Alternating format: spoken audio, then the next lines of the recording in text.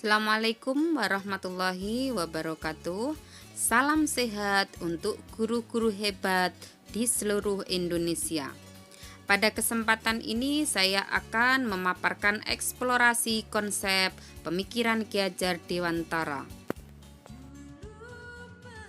Konsep pemikiran Ki Hajar Dewantara, kita sebagai guru harus mengetahui konsep pemikiran Ki Hajar Dewantara terlebih dulu, agar siswa yang kita pelajari di kelas selalu bersemangat dan termotivasi.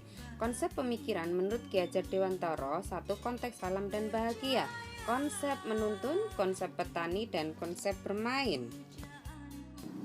Konsep salam dan bahagia erat kaitannya dengan penerapan budaya 5S, yaitu senyum, salam, sapa, sopan, dan santun.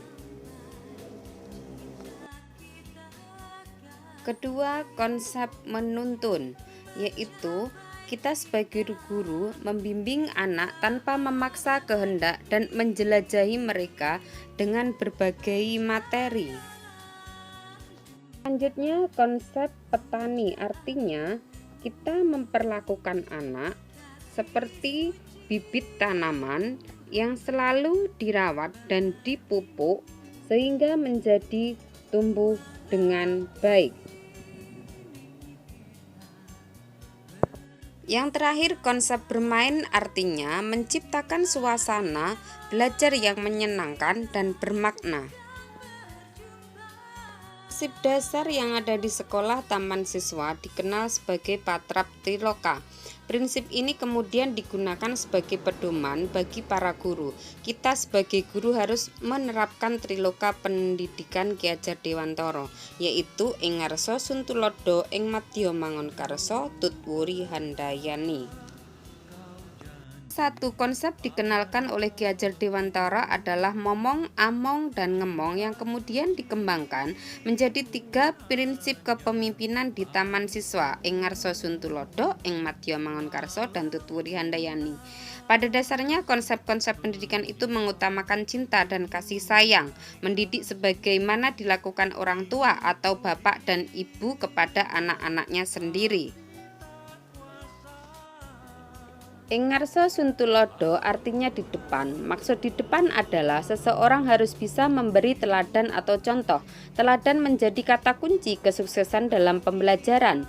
Sehingga ketika pembelajaran berlangsung, seorang pendidik harus membimbing dan mengarahkan agar tujuan pembelajaran yang dipelajari siswa benar dan tepat. Selama proses pembelajaran, guru tanpa sadar menjadi panutan bagi siswa baik dari kata maupun perbuatan.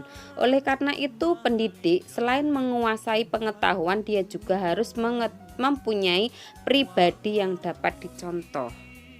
Ing madya mangunkarsa artinya di tengah-tengah di antara seseorang bisa menciptakan prakarsa dan ide. Guru memiliki peranan penting untuk menstimulus agar terciptanya prakarsa dan ide di dalam proses pembelajaran.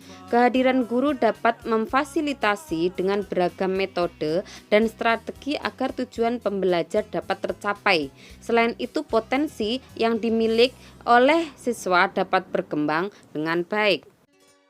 Tutwuri handayani artinya dari belakang seorang pendidik harus bisa memberikan dorongan dan arahan. Pada pengertian itu, seseorang harus dapat mendorong orang yang dalam tanggung jawabnya untuk mencapai tujuan secara berkelanjutan dalam pekerjaannya. Dalam proses pembelajaran, guru harus memberi dorongan kepada siswanya untuk selalu belajar dengan tuntas dan maju berkelanjutan. Sehingga kata kunci sukses dalam pembelajaran adalah belajar tuntas dan berkelanjutan yang memiliki makna pada kehidupan.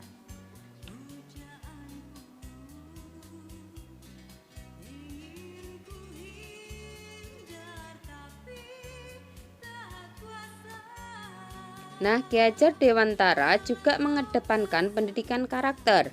Beliau mengajarkan bagaimana kita bisa memerdekakan diri kita sendiri dan tentu saja merdeka sebagai rakyat, bangsa, dan negara. Ki Hajar Dewantara mengajarkan kita untuk menjadi pribadi yang percaya diri, baik sebagai individu maupun bagian dari sebuah bangsa. Guru sebagai pendidik memiliki peranan penting dalam kemajuan suatu bangsa. Sebagai bangsa yang besar adalah bangsa yang terdidik melalui nilai-nilai luhur, sehingga label guru sebagai pahlawan tanda jasa perlu disematkan kepada setiap guru karena telah mendedikasikan dan mengabdi kepada negara demi kemajuan suatu bangsa, yakni bangsa Indonesia. Guru adalah teladan yang perlu didengar ucapannya dan ditiru perbuatannya, baru kemudian sebagai fasilitator atau pengajar, sehingga menghasilkan pribadi-pribadi yang beradab, bermartabat, berguna dan berpengaruh di masyarakatnya, yang bertanggung jawab atas hidup sendiri dan orang lain, yang berwatak luhur dan berkepribadian. Berbagai gagasan dan pandangan Ki Hajar Dewantara itu relevan sebagai acuan pembangunan pendidikan nasional di era milenial ini. Di antaranya Pancadharma, yaitu pendidikan yang perlu beralaskan 5 dasar, meliputi kemerdekaan, kodrat alam, kebudayaan, kebangsaan, dan kemanusiaan. Kontri, yakni bahwa penyelenggaraan pendidikan harus berdasarkan asas komunitas, konvergensi, dan konsentris, serta tri pusat pendidikan yang menerangkan bahwa pendidikan berlangsung di 3 lingkungan, yaitu keluarga, sekolah, dan masyarakat. Tri pusat pendidikan yang dimaksud adalah pendidikan yang diterima anak ada dalam pergaulan di 3 lingkungan, yaitu lingkungan keluarga, lingkungan perguruan, dan lingkungan masyarakat. Lingkungan perguruan yang dimaksud adalah pendidikan formal sekolah atau madrasah, yaitu SD, MI, SMP, MTS, SMA, MA, serta SMK atau MAK. Selanjutnya, setiap lingkungan tersebut mempunyai peran yang sangat penting dalam mempengaruhi pembentukan karakter dan kepribadian anak.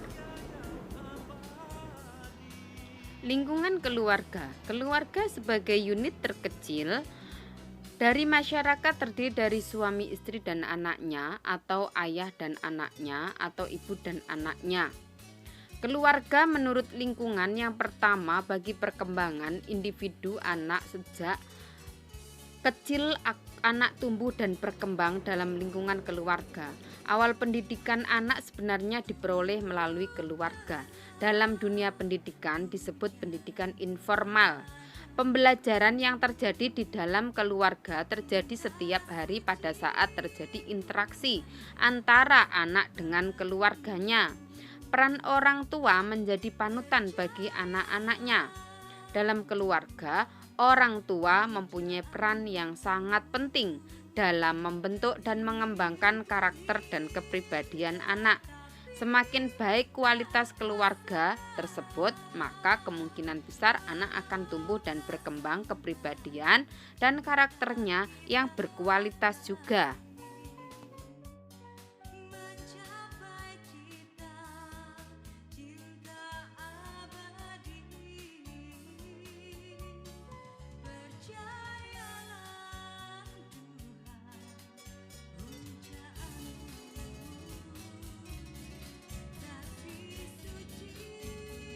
Selanjutnya, lingkungan perguruan atau sekolah. Sekolah merupakan satuan pendidikan yang menyelenggarakan kegiatan belajar mengajar secara formal atau disebut juga dengan pendidikan formal. Penyelenggaraan pendidikan di sekolah saat ini lebih tepat mengedepankan fasilitasi kepada peserta didik dalam arti student center bukan teacher center. Peran guru dalam memfasilitasi peserta didik dapat dilakukan dengan banyak cara.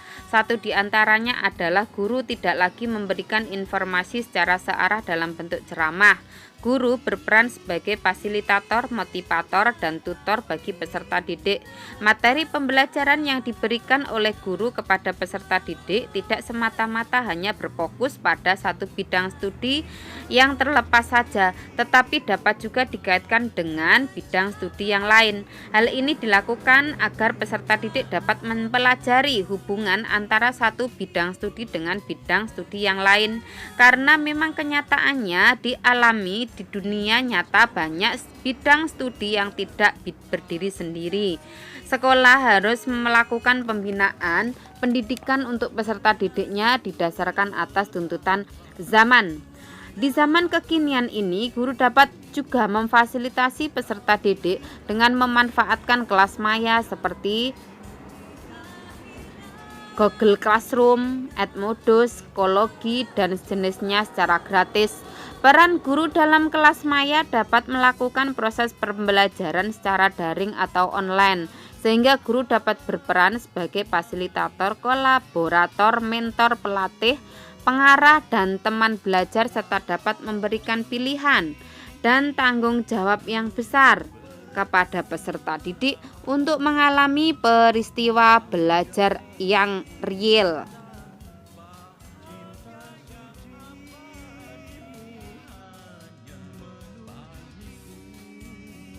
Selanjutnya, lingkungan masyarakat. Masyarakat merupakan sekumpulan manusia yang saling berinteraksi dalam suatu hubungan sosial. Anak dalam pergaulannya di masyarakat tentu banyak berinteraksi secara langsung maupun tidak langsung.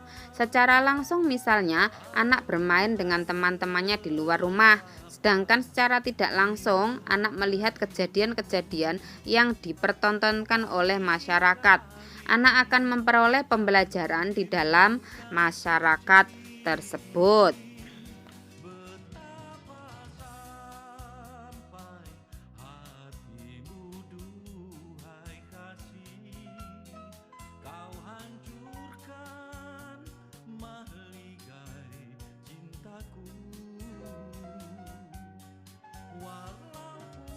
Selanjutnya, lingkungan keluarga, sekolah, dan masyarakat itu mempunyai peranan yang sangat bagus untuk menunjang tercapainya pendidikan bagi anak.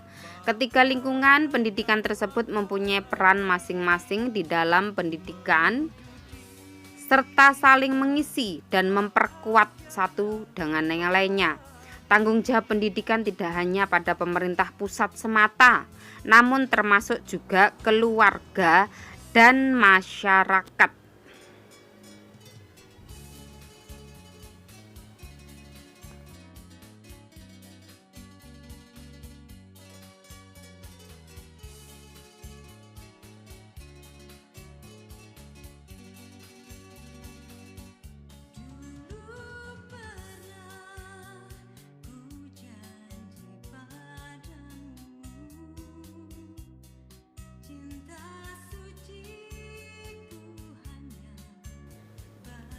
Dalam menghadapi tantangan pandemi sekarang ini, guru harus meningkatkan motivasi belajar siswa di berbagai keadaan. Pandemi COVID yang terjadi di Indonesia membawa beberapa perubahan kebiasaan pada kehidupan sehari-hari dalam berbagai aspek. Salah satu yang dominan yaitu aspek pendidikan.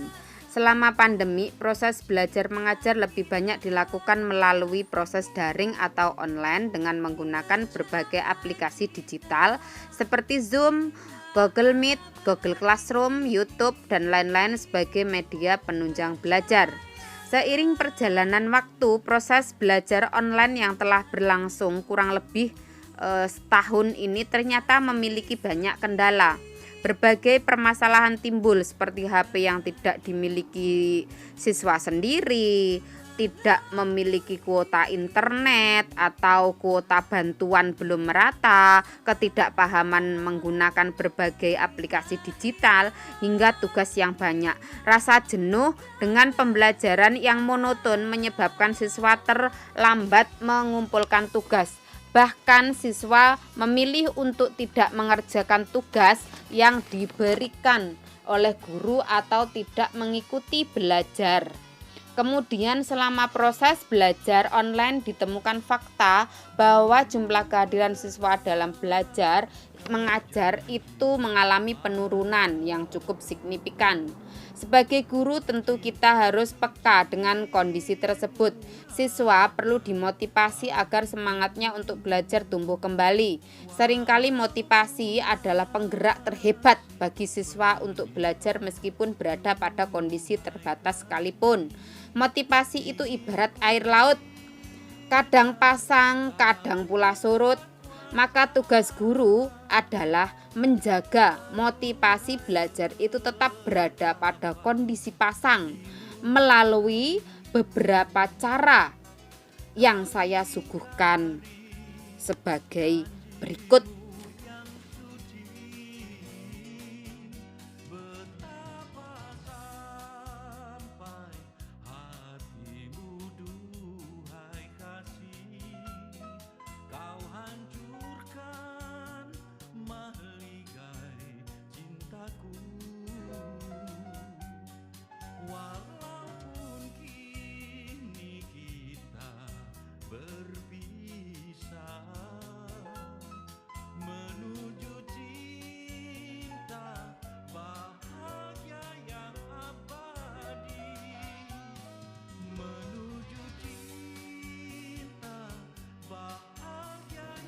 Cara yang pertama, memperluas tujuan yang ingin dicapai.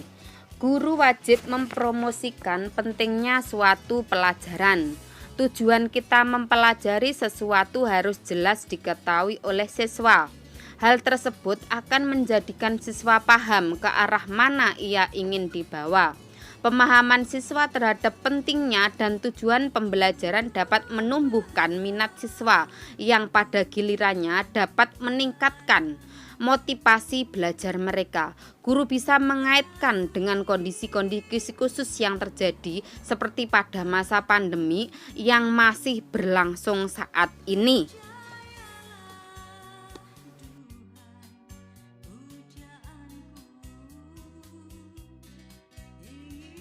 Cara yang kedua, menggunakan metode dan kegiatan yang beragam. Ibarat kita sedang menonton televisi, tentu kita akan bosen apabila hanya menonton satu channel TV saja. Kita cenderung mengganti-ganti channel TV untuk memilih program acara yang menarik. Begitu pula dengan proses pembelajaran. Siswa tentu bosan apabila metode dan kegiatan yang kita lakukan dalam proses belajar dan mengajar bersifat monoton atau itu-itu saja.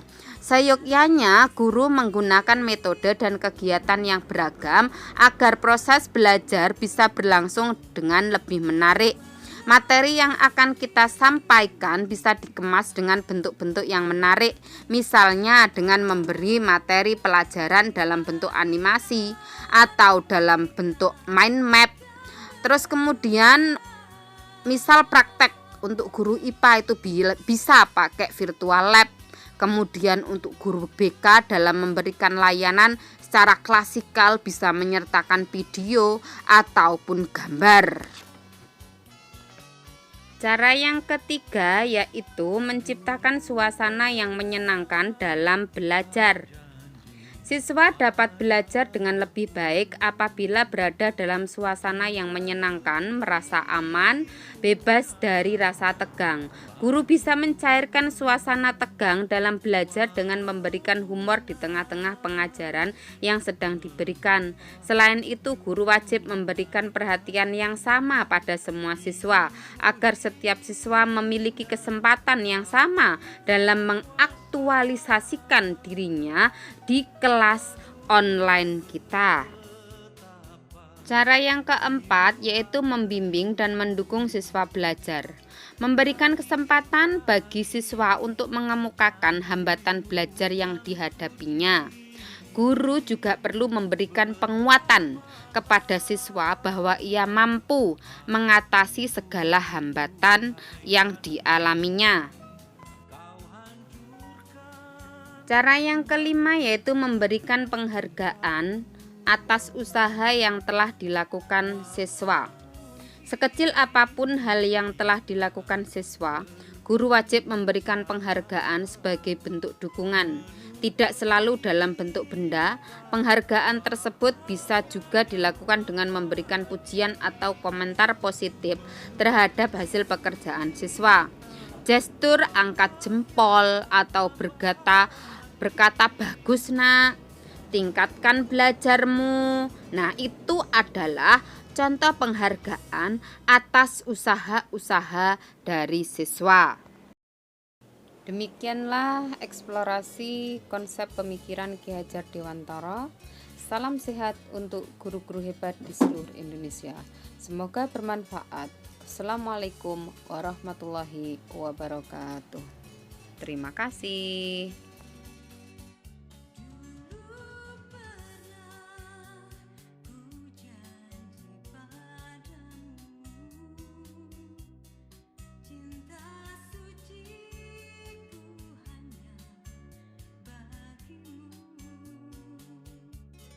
Berjalan